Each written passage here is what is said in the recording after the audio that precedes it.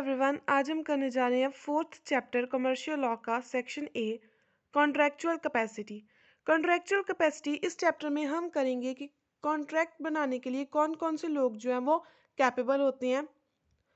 ये चैप्टर है, इसमें मेनली हमने टॉपिक्स कवर आउट करने हैं minors and rules relating to an agreement with minor. Minor वो इंसान होता है जिसकी एज 18 ईयर से कम होती है। माइनर कॉन्ट्रैक्ट में एंटर हो सकता है या नहीं, वो हमने आज इस टॉपिक में कवर आउट करेंगे। सबसे पहले उन्होंने कहा है कि जो कैपेसिटी ऑफ पार्टीज है one of the main essential है। सेक्शन 10 के अकॉर्डिंग वैलिड कॉन्ट्रैक्ट के लिए ये बहुत ज़रूरी है कि जो पार्टीज है कॉन्ट्रैक्ट में एंटर हो रही वो कैपेबल होनी चाहिए, वो साउंड माइंड की होनी चाहिए, 18 ईयर से अबव होनी चाहिए और उन पे कोई भी कोर्ट केस ना हो या उन्हें कोर्ट ने जो है फॉरबिडन ना किया हो कि वो कॉन्ट्रैक्ट में एंटर नहीं कर सकते, डिसक्वालिफाइड कोर्ट ने वो ना किए हों। Valid contract requires that all parties be legally able to enter into the agreement. The parties entering into the contracts must be capable of understanding। ये नहीं है कि वो दो पार्टीज ए और बी है, वो कॉन्ट्रैक्ट में एंटर कर रही हैं, लेकिन कॉन्ट्रैक्ट क्या है, उसका सब्जेक्ट मैटर क्या है, उसके बारे में अगर उस एग्रीमेंट के बारे में उसको इनमें से किसी भी एक पार्टी को या दोनों ही पार्टीज को अंडरस्टैंडिंग नहीं है, तो इट मीन्स ये पार्टीज जो है वो कॉन्ट्रैक्चुअल कैपेसिटी नहीं रख रही। It is possible only when parties are mature enough to understand the effect of an agreement. For this purpose, parties should be major, means वो 18 ईयर से अबव होनी चाहिए, साउंड माइंड की होनी चाहिए, तभी वो एंटर कर सकती हैं कॉन्ट्रैक्ट में। ये जो है कॉन्ट्रैक्चुअल कैपेसिटी का रूल है जो कॉन्ट्रैक्ट्स में अकॉर्डिंग लिखा हुआ है। ये थोड़ी सी इंट्रोडक्शन थी। नेक्स्ट उन्होंने सेक्शन 10 के अकॉर्डिंग बताया है कि कॉन्ट्रैक्ट को वैलिड बनाने के लिए जो कैपेसिटी ऑफ पार्टीज है वो एक इसेंशियल है, सो दैट कि उसमें लॉ इन्फोर्स हो जाए। अगर तो लॉ इन्फोर्स हो रहा है और वो कॉन्ट्रैक्चुअल कैपेसिटी है पार्टीज की, तब तक वो कॉन्ट्रैक्ट वैलिड होगा, अदरवाइज वो वॉइड या वॉइडेबल कहलवाएगा। According to section 11 every person is competent. हर एक पर्सन जो है वो कॉम्पिटेंट है, मीन्स वो कैपेबल है कॉन्ट्रैक्ट में एंटर करने के लिए अगर उसकी एज मेजॉरिटी की है, 18 ईयर से अबव है। लॉ के अकॉर्डिंग वो साउंड माइंड का भी है और लॉ ने उसे जो है डिस्क्वालीफाई नहीं किया कि हाँ भाई ये फ्रॉड करता है, इसको डिस्क्वालीफाई कर दो, ऐसा कुछ भी उसके रिलेटेड नहीं है। तो अगर ये तीनों कंडीशन सेटिस्फाइड है, मीन्स फर्स्ट कंडीशन है कि वो मेजॉरिटी एज का होना चाहिए, मीन्स 18 ईयर से अबव होना चाहिए। सेकेंड कंडीशन है कि वो साउंड माइंड का होना चाहिए and third condition is that कि वो पर्सन जो है वो किसी भी में कॉन्ट्रैक्ट्स में एंटर करने के लिए किसी भी कोर्ट ने उसको डिस्क्वालीफाई ना किया हो। अगर ये तीनों कंडीशंस फुलफिल हो रही हैं तो वो बंदा जो है वो कॉन्ट्रैक्ट में एंटर करने के लिए कैपेबल है, वो कर सकता है। नेक्स्ट है parties unable to enter into a contract. अब कौन कौन सी पार्टीज होती है जो कॉन्ट्रैक्ट में एंटर नहीं कर सकती? ऑब्वियस है, जो ये तीनों कंडीशंस फुलफिल नहीं करेंगी। फर्स्ट कंडीशन कौन सी वो फुलफिल नहीं करेंगे कि वो मेजॉरिटी एज की नहीं है, मीन्स वो माइनर है। Minor means below 18 years. अगर कोई भी इंसान 18 ईयर से बिलो है तो वो माइनर कहलवाएगा और वो कॉन्ट्रैक्ट में एंटर नहीं कर सकता। A person of unsound mind. Unsound mind means जो सेन है, इडियट है, मीन्स जिसे हम पागल कह देते हैं, जिसका जो है दिमाग सही नहीं होता, जिसको गलत और सही का फर्क नहीं पता, जो ड्रंकन है, इंटॉक्सिकेंट है, ये लोग। और जो पर्सन लॉ ने मना कर दिया कि ये पर्सन के साथ आप कॉन्ट्रैक्ट नहीं कर सकते, जब लॉ ही खुद मना कर दे, वो होते हैं alien, enemy, foreign sovereign, convict, corporation and company और इंसॉल्वेंट। इंसॉल्वेंट मीन्स जो बैंकरप्ट हो चुका है, जो कर्जे में डूब चुका है, उसके साथ हम कोई भी कॉन्ट्रैक्ट नहीं कर सकते। अगर कोई कॉर्पोरेशन है, कोई कंपनी है डिफॉल्ट कर रही है, उसके साथ भी नहीं। अगर कोई कन्विक्ट है, कन्विक्ट होता है कि जो कैदी होते हैं, जिसको जेल की सजा हुई है, वो भी नहीं। अगर तो फॉरेन का वो बंदा है, या एलियन एनिमी मीन्स अब इंडिया और पाकिस्तान की एग्जांपल है, इंडिया का बंदा पाकिस्तान के साथ कॉन्ट्रैक्ट नहीं कर सकता क्योंकि वो एलियन एनिमी है। एलियन एनिमी मीन्स जो हमारे दुश्मन।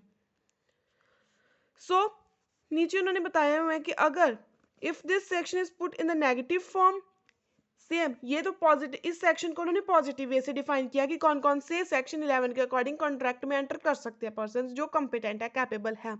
अगर यही हम कह दें सेक्शन 11 के अकॉर्डिंग कौन कौन नहीं कर सकता, जो माइनर है, जिसकी एज 18 ईयर्स नहीं है, not at the age of maturity, person जो अनसाउंड माइंड का वो भी नहीं कर सकता, अनसाउंड माइंड, और पर्सन जिसको डिस्क्वालीफाई कर दिया लॉ ने कि वो कोई भी कॉन्ट्रैक्ट में एंटर नहीं कर सकते। सो इस पॉजिटिव डेफिनेशन का उन्होंने यहाँ पे नेगेटिव मीनिंग लिखा। आप पेपर में यही लिखिए या ये लिखिए, इट डजेंट मैटर, ये आप पे डिपेंड करता है। अगर आप दोनों लिख सकते हैं तो वेल एंड गुड है, लेकिन अगर यहाँ से लेकर ये विद दिस टेबल डायग्राम आप पूरा पेपर में लिखते हो तो आपको बहुत अच्छे मार्क्स मिलेंगे। नेक्स्ट आता है माइनर। Who is minor? अब सेक्शन 3 जो इंडियन मेजोरिटी एक्ट का है उसके अकॉर्डिंग उन्होंने माइनर को डिफाइन किया। माइनर वो पर्सन होता है who is deemed to have attained majority when he completes 18 years. Means अब माइनर को हम मेजर तब मानेंगे जब वो अपने 18 इयर्स पूरे कर लेगा, या जब किसी गार्डियन या पर्सन या प्रॉपर्टी उसके नाम पे हो जाएगी, जब वो पूरे के पूरे 21 इयर्स का हो जाएगा। ये जनरली कुछ केसेस में होता है। सो ये माइनर का आपको इतना करने की जरूरत नहीं है, आपने सिंपल ये लिख देना है व्हेन ही कंप्लीट्स 18 इयर्स, तो वो माइनर होगा, या बिलो 18 इयर्स वो माइनर होगा इन केस ऑफ कॉन्ट्रैक्ट्स। अब अगर वो लैंड के साथ रिलेटेड कॉन्ट्रैक्ट्स है तो एज ऑफ मेजोरिटी देखेंगे। अगर ordinary mercantile transaction means business के साथ रिलेटेड ट्रांजेक्शन है तब भी हमने एज ऑफ मेजोरिटी देखनी है, लेकिन फर्क कहाँ पड़ेगा कि यहाँ पे हमने देखना है by the law of place where the contract is made, और यहाँ पे देखना है by the law of place where land is situated.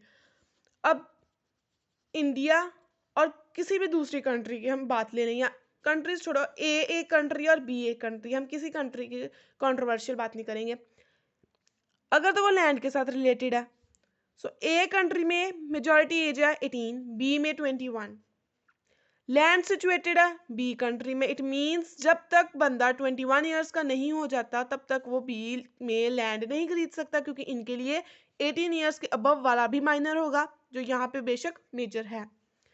So next, अगर हम ऑर्डिनरी मर्केंटाइल ट्रांजेक्शन्स की बात करें, मींस बिजनेस ट्रांजेक्शन्स की बात करें, तो उस जगह पे देखना है जहाँ पे कॉन्ट्रैक्ट बना। अगर वो कॉन्ट्रैक्ट ए में बन रहा है तो 18 इयर्स देखेंगे, अगर वो कॉन्ट्रैक्ट बी में बन रहा है बी कंट्री में तो हमने 21 इयर्स देखनी है। मींस जगह के अकॉर्डिंग कॉन्ट्रैक्ट किस जगह पे बना, लैंड कहाँ पे है, वहाँ के हमने रूल्स एंड रेगुलेशंस फॉलो करने हैं माइनर को लेकर। नेक्स्ट आता है बहुत ही इंपॉर्टेंट क्वेश्चन है इस चैप्टर का, rules relating to an agreement with minor. अब माइनर जब एग्रीमेंट करता है तो उसके रिलेटेड क्या रूल्स हैं। सबसे पहला रूल है कि एन एग्रीमेंट विद और by a minor is void. अगर माइनर कोई भी एग्रीमेंट करता है तो वो वॉइड होगा, वो इनकम्पिटेंट है, क्योंकि सेक्शन 11 के according minor is not competent to enter into a contract. और एक और बात है कि इस सेक्शन के अकॉर्डिंग यहाँ पे उन्होंने कहीं भी मेंशन नहीं किया कि वो एग्रीमेंट वॉइड होगा या वॉइड एबल होगा, इट मीन्स ये हम पे डिपेंड करेगा। नेक्स्ट उन्होंने एक केस लिख दिया मोहारी बीबी वर्सेस धर्मोदास घोष। सो धर्मोदास एक माइनर था, उसने क्या किया, मॉर्टगेज की एक डीड एग्जीक्यूट की। मॉर्टगेज मीन्स जो लोग प्लेज करते हैं या आप उधार पे देते हो किसी चीज़ को, उसके हम कहते हैं मॉर्टगेज कर। तो उसके बदले में लोन लिया बैंक से और बदले में अपनी जो है घर की रजिस्ट्री या अपना लैंड जो है, लैंड की जो रजिस्ट्री है वो हमने वहाँ पे एज ए सिक्योरिटी रख दी, कोलेटरल रख दिया, तो वो क्या हो गया, मॉर्टगेज हो गई। सो धर्मोदास ने क्या किया, एक मॉर्टगेज को एग्जीक्यूट करवाया 20,000 रुपये में, और खुद को उसने मेजर बताया और 8,000 रुपये ले लिए उसने मोहर बीबी से। मीन्स उसने लोन लिया एक तरह का। धर्मोदास ने, अगर सिंपल लैंग्वेज में बोले, धर्मोदास ने 20,000 की प्रॉपर्टी गिरवी रखी और 8,000 रुपया ले लिया दूसरी पार्टी से, अपने आप को मेजर बता के। अब minor wanted to cancel this mortgage, अब माइनर चाहता है कि वो कैंसिल कर दे इस कॉन्ट्रैक्ट को, और मॉर्टगेजी मींस मोहरी बीबी जिसने दिया था उधार, वो चाहता है कि पहले मुझे 8,000 रुपये तो दो। अब यहाँ पे ये एग्रीमेंट जो है वॉइड एब initio means from the very beginning it was void, because contract जो है वो माइनर के साथ नहीं हो सकता, और यहाँ पे रिफंडिंग का जो क्वेश्चन है वो अराइज ही नहीं होगा। सो मेन रीज़न क्या था यहाँ पे डिक्लाइन करने का, कि हमने क्यों डिक्लेयर किया कि एग्रीमेंट जो माइनर के साथ करते हैं वो वॉइड होता है, क्योंकि माइनर के पास इतनी जो है he is not in that position, in that mental nature that he can safeguard his own interest, और उसको कोई भी जो है बहला अफसोस लाकर अपनी तरफ कर सकता है। सो उसके इंटरेस्ट को प्रोटेक्ट करने के लिए यहाँ पे एक रूल है कि एन एग्रीमेंट विद और by a minor is void. So second आता है नो रेटिफिकेशन। अगर कोई भी कॉन्ट्रैक्ट हुआ है माइनर के साथ तो उसके बाद में आप उसको रेटिफाई नहीं कर सकते। रेटिफिकेशन होता है getting back the benefit, means contract हो गया, आपने बाद में ये गलत कॉन्ट्रैक्ट था, और बाद में आप कहते हो कोई बात नहीं, सही कर लेते हैं हम इसको, उसे हम कहते हैं रेटिफिकेशन। सो रेटिफिकेशन मीन्स कन्फर्मेशन और विद प्रोविजंस और एक्ट्स, कि बाद में जो है कन्फर्मेशन देने के बाद अपना बेनिफिट वापस ले लेना। सो कॉन्ट्रैक्ट को रेटिफाई करना पॉसिबल तभी होता है जब वो कॉन्ट्रैक्ट जो मेजर के साथ हो, लेकिन अगर वो कॉन्ट्रैक्ट माइनर के साथ हो रहा है तो हम बाद में उसको एक्सेप्ट नहीं कर सकते। Ratification relates back to the date of making of contract and therefore contract एक बार वॉइड डिक्लेयर हो गया तो बाद में हम उसको रेटिफाई नहीं कर सकते, बाद में हम ये नहीं कह सकते कि कोई बात नहीं हम कॉन्ट्रैक्ट कंटिन्यू कर लें, नो। सो माइनर के साथ हम बाद में लेटर ऑन एक्सेप्टेंस नहीं दे सकते उस एग्रीमेंट की अगर उसने 18 ईयर्स अटेन कर लिया एज। कॉन्ट्रैक्ट जो है 2 महीने पहले हुआ और कॉन्ट्रैक्ट की टोटल डेट थी 3 मंथ्स, और 3 मंथ्स के बीच बीच में जो है माइनर मेजर हो गया, तो हम कह दें कि अब वो मेजर, अब हम कॉन्ट्रैक्ट कर ले, नो। एक बार कॉन्ट्रैक्ट हुआ वो माइनर था तब, अब बाद में हम उसको रेटिफाई नहीं कर सकते, कॉन्ट्रैक्ट नहीं कर सकते। So according to this rule minor के साथ अगर कॉन्ट्रैक्ट कर रहे हैं तो वो रेटिफिकेशन बाद में हम नहीं दे सकते उसकी। थर्ड पॉइंट आता है no estoppel against a minor. So estoppel का मतलब क्या होता है कि यहाँ पे सिंपल वर्ड्स में प्रिंसिपल ऑफ एस्टॉपल होता है फ्रॉम डिनाइंग द ट्रूथ।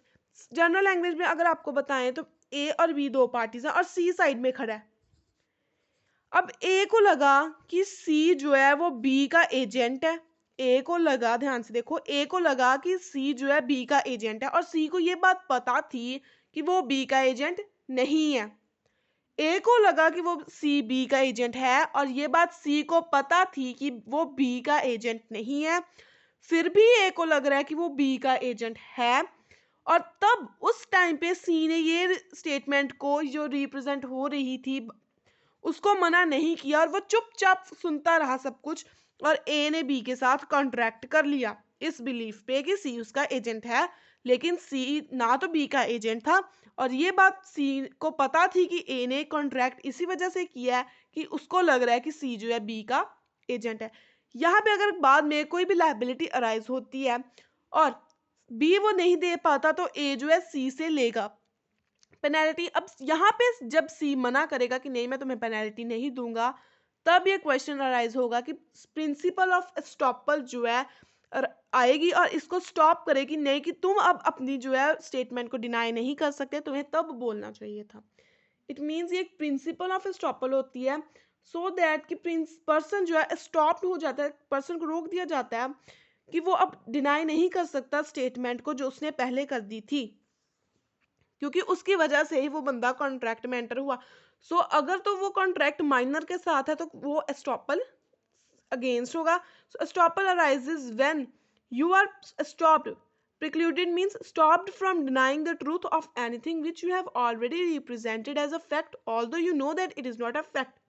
और अब माइनर ने फ्रॉड करने के चक्कर में अपने आप को, अपनी एज को रिप्रेजेंट कर दिया कि वो मेजर है, और इससे क्या हो गया, दूसरा बंदा जो है इन्फ्लुएंस हो गया और एंटर हो गया कॉन्ट्रैक्ट में। अब यहाँ पे कंट्रोवर्शियल पॉइंट है कि प्रिंसिपल ऑफ एस्टॉपल माइनर के ऊपर नहीं लगता। इट मीन्स वो ना तो हम उसे कोर्ट में स्यू कर सकते हैं और ना ही जो है फ्रॉडुलेंट एग्रीमेंट करने के लिए स्यू कर सकते हैं, क्योंकि ये तो स्टार्टिंग से ही वॉइड था। सो एस्टॉपल जो है वो माइनर में नहीं चलेगी। नेक्स्ट आता है नो रिस्टिट्यूशन। रिस्टिट्यूशन मीन्स हमने अपना जो बेनिफिट है वापस देना होता है। यहाँ पे इक्विटेबल डॉक्ट्रिन ऑफ रिस्टिट्यूशन भी हम इसको कहते हैं। दो पार्टीज हैं ए और बी, ए को कुछ बेनिफिट हुआ कॉन्ट्रैक्ट जो उनके बीच में हुआ था, तो कॉन्ट्रैक्ट बाद में जब कैंसिल हो रहा है तो ए अपना बेनिफिट जो उसको हुआ वो बी को वापस करेगी, लेकिन ये माइनर के केस में नहीं होता। अगर माइनर को कोई बेनिफिट हो रहा है और कैंसिल होता है कॉन्ट्रैक्ट तो माइनर को वापस बेनिफिट देने की जरूरत नहीं है। Restitution means restoring back to the rightful owner that which has been taken away और लॉस्ट, मीन्स जो लिया गया था वो हमने वापस लेना। However minor is can be compelled to return the property और goods as long as the same is traceable in his possession. अगर तो वो गुड्स जो हैं वो ट्रेस हो सकती हैं और वो गुड्स माइनर के पास, अब उनकी वैल्यू कर सकते हैं हम, जो माइनर के पास गुड्स हैं उनको वैल्यू में ले सकते हैं कि वो 200 की हैं 400 की हैं, तब हम जो है रिस्टिट्यूशन ले सकते हैं, अदरवाइज कोई भी रिस्टिट्यूशन नहीं होता माइनर के केस में। फिफ्थ पॉइंट आता है हमारे पास, no specific performance except in certain cases. Contract हुआ, हमें पता है कि दोनों ही पार्टीज ने जो है अपनी ऑब्लिगेशंस परफॉर्म करनी होती है जो एज पर कॉन्ट्रैक्ट एग्री की होती हैं, लेकिन एग्रीमेंट जो माइनर के साथ होता है वो तो वॉइड एब इनिशियो होता है, मीन्स स्टार्टिंग से ही उसमें लॉ इन्वॉल्व नहीं होता। सो माइनर की कोई स्पेसिफिक परफॉर्मेंस अगर उसने नहीं भी पूरी की तो इट्स ओके, उस पर इतना जो है कोर्ट केस नहीं होगा क्योंकि वो कॉन्ट्रैक्ट वॉइड होता है। लेकिन अगर contract entered on the behalf of a minor by his guardian, अब पेरेंट्स ने जो है अपने बच्चे के बिहाफ पे जो है माइनर जो उसका उनका बच्चा उसके बिहाफ पे कोई कॉन्ट्रैक्ट में एंटर करे हैं तो तब उसकी जो है स्पेशल परफॉर्मेंस बनती है। सिक्स्थ पॉइंट आता है, minor can be a promisee और अ बेनिफिशियरी, मीन्स एक एग्रीमेंट के थ्रू जो माइनर के साथ हुआ जो वॉइड है फिर भी हम उसको जो है इन्फोर्स करवा सकते हैं अगर वो उसके बेनिफिट में है। अगर माइनर का बेनिफिट है तो वो एग्रीमेंट इन्फोर्स होगा, लेकिन माइनर की कोई ड्यूटी नहीं है, रैदर वो सिर्फ उसको बेनिफिट ही प्रोवाइड करेगा। और ये एग्रीमेंट वैलिड होता है कि अगर माइनर बेनिफिशियरी है, मीन्स माइनर को बेनिफिट होगा और माइनर की कोई रिस्पॉन्सिबिलिटी नहीं है, तो उस केस में जो माइनर है उसके साथ जो एग्रीमेंट हुआ वो हम वॉइड नहीं मानेंगे। So minor's incapacity to contract implies incapacity to bind him by a contract. इसकी इनकैपेसिटी का ये मतलब नहीं है कि वो कॉन्ट्रैक्ट अपने बेनिफिट के लिए भी नहीं कर सकता, इट मीन्स कि उसकी जो बाइंडिंग्स होती हैं, मीन्स जो कॉन्ट्रैक्ट ना पूरा करने के लिए जो डैमेजेस होते हैं या रेमेडीज या ब्रीचेस कमिट करते हैं, जब पेनल्टीज पड़ती हैं वो कुछ भी माइनर को नहीं पड़ेगा। सेवेंथ पॉइंट आता है, minor as a partner. Minor as a partner means partnership में हम माइनर को इंक्लूड नहीं करते, हम कहते हैं कि माइनर जो है वो पार्टनर नहीं बन सकता पार्टनरशिप फॉर्म में, he is incompetent to enter. लेकिन अगर वो पार्टनरशिप माइनर को बेनिफिट प्रोवाइड कर रही है, मीन्स पार्टनरशिप में प्रॉफिट शेयरिंग के लिए ही माइनर जो है वो एंटर कर सकता है, वो लॉसेस के लिए लायबल नहीं होगा। एट्थ पॉइंट आता है, minor as an agent. Minor agent भी हो सकता है और यहाँ पे जो माइनर है उसको हम पर्सनली लायबल नहीं मानेंगे। अगर मेजर कोई माइनर होता है तो वो कोई गलती करता है और उसकी गलती जो है जानबूझकर होती है, वो नेग्लिजेंस से करता है काम, जानबूझकर गलती कोई करता है तो वो पर्सनली लायबल होता है। लेकिन अगर माइनर जो एजेंट है वो जानबूझकर कोई गलती करे तो वो पर्सनली लायबल नहीं होगा, उस केस में प्रिंसिपल ही बाउंड होगा उसके सभी एक्ट्स के लिए। नाइन्थ पॉइंट आता है, minor can not be adjusted as a installment. अगर माइनर को हम मेजर हो तो हम कह देते हैं कि ये कर्ज गई हो गया, मीन्स उधारी में डूब गया, so he is not competent of contracting, contract के लिए कॉम्पिटेंट नहीं है। सो माइनर को हम ऐसा नहीं कह सकते। इवन अगर ज़रूरी है उसकी प्रॉपर्टी लायबल होगी लेकिन वो पर्सनली लायबल नहीं होगा क्योंकि वो तो इनकम्पिटेंट है कॉन्ट्रैक्ट करने के लिए, वो कॉन्ट्रैक्ट करने के लिए उसके पास कॉन्ट्रैक्चुअल कैपेसिटी है ही नहीं। श्योरिटी वो बंदा होता है जो गारंटी एक्ट होते हैं ना, उसमें तीन पार्टीज होती हैं, एक जो उधार देता है, दूसरा जो उधार लेता है और तीसरा एक बंदा होता है जो इन पैसों के मामले में एक गारंटर बनता है, मीन्स श्योरिटी देता है कि हाँ अगर ये आपको पैसे नहीं देगा, आपका क्रेडिटर को श्योरिटी मिल जाती है कि अगर उसका डेटर उसे पैसे नहीं देगा तो उसका जो श्योरिटी है वो मुझे पैसे दे देगा। जैसे लोन के केस में होता है कि एक गवाही पड़ती है जैसे हम कहते हैं। सो जब गारंटी का कॉन्ट्रैक्ट है, मेजर जो है मेजर बंदा है, मीन्स जो 18 ईयर्स की एज अटेन कर चुका है, वो श्योरिटी बन सकता है माइनर के बिहाफ के ऊपर, तब माइनर जो है वो लायबल नहीं होगा, श्योरिटी लायबल होगा पैसे देने के लिए।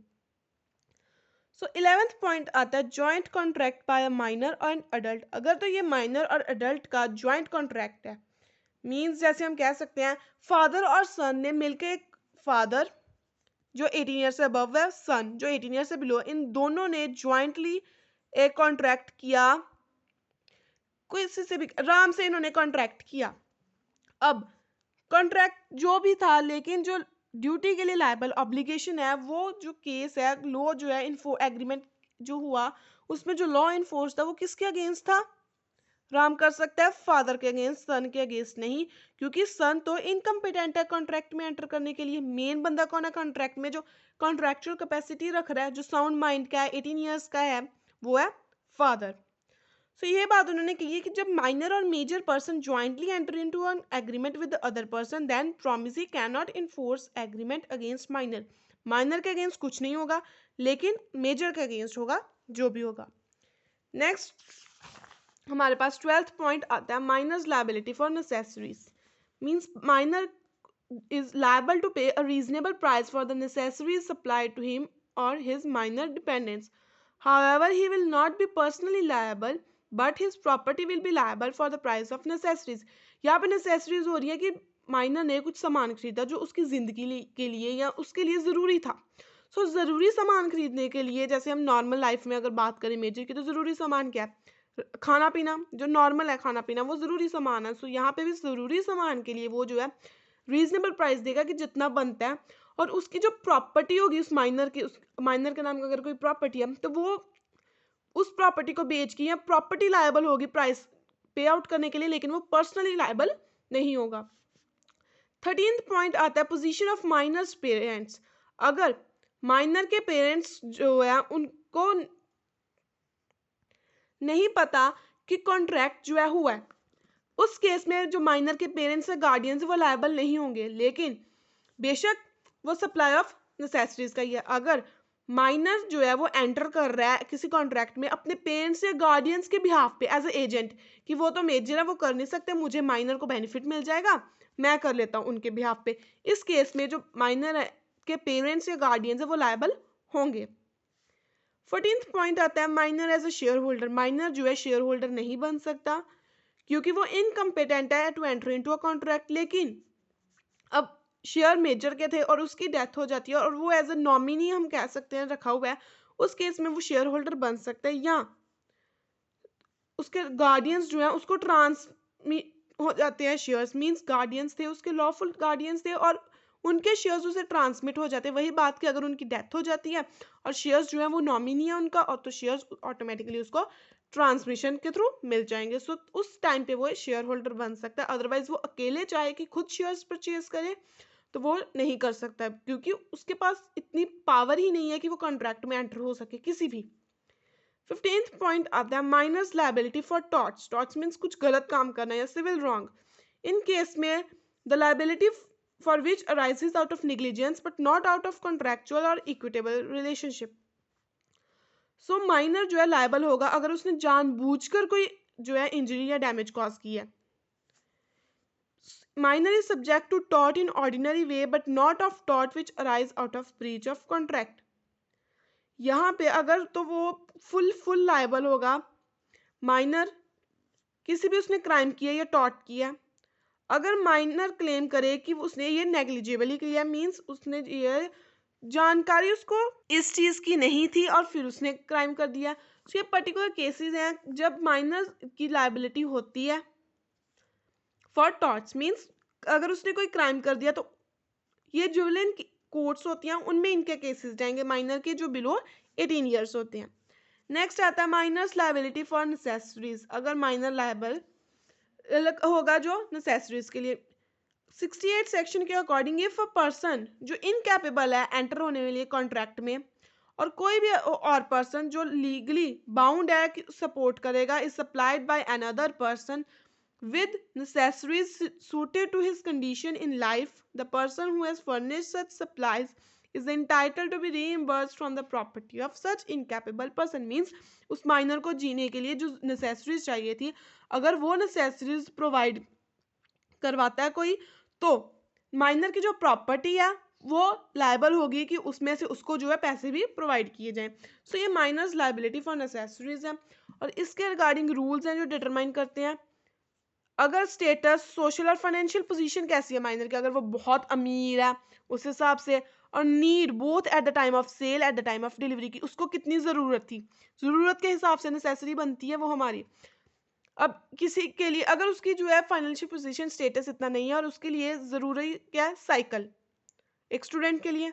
अब इंगेजमेंट रिंग जो है नेसेसरी हो सकती है but not a vanity bag bought for minor's fiancee. Means अगर वैनिटी बैग लाए हम माइनर की फायांसे के लिए तो वो इतना ज़रूरी नहीं है, लेकिन इंगेजमेंट रिंग इंगेजमेंट वाले दिन वो उसकी नेसेसरी है।